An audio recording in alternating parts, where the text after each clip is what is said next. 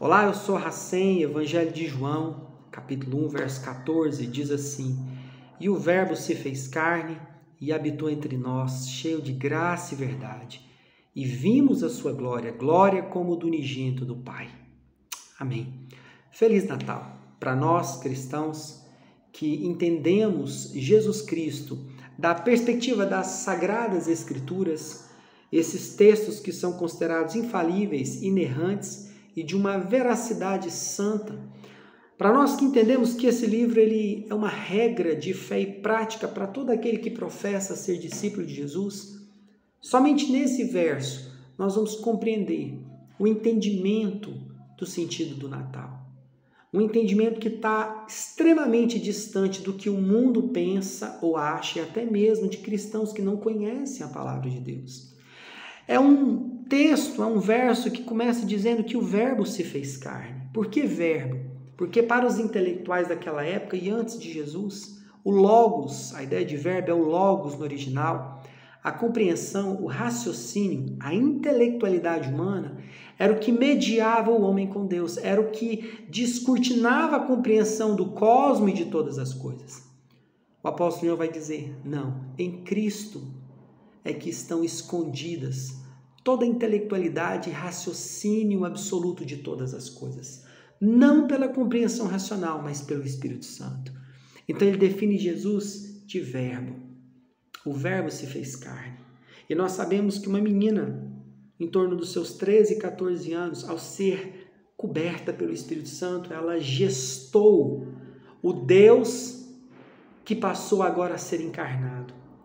E o Espírito nessa menina começou a criar tendões, ossos, músculos, pele, artérias, veias, sangue, e Jesus nasceu. E para que esse verbo se fez carne, se tornou carne? Para que ele habitasse entre nós, para que ele se relacionasse, para que ele fosse visto a olhos naturais. É fato na história de que Deus, de que passou por essa terra, alguém que se dizia filho de Deus há 2020 anos atrás. Ele veio para se mostrar relacionável da melhor maneira possível ao homem. Eu não esqueço aquele texto onde a mulher pecadora, Maria, se lança aos pés de Jesus e lava os pés dele com lágrimas com seus cabelos. Ela sabia que Jesus era muito mais do que um mestre sábio, do que um demiurgo, um ser divinizado. Ele era o próprio Deus. Então ele vem para isso, para nos mostrar que Deus não é um ser que faz o mundo e deixa as coisas acontecerem.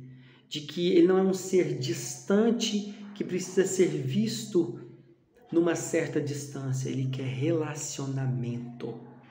Por isso nós somos teístas e não deístas, porque cremos num Deus que em Cristo Jesus se tornou Emanuel, o Deus conosco.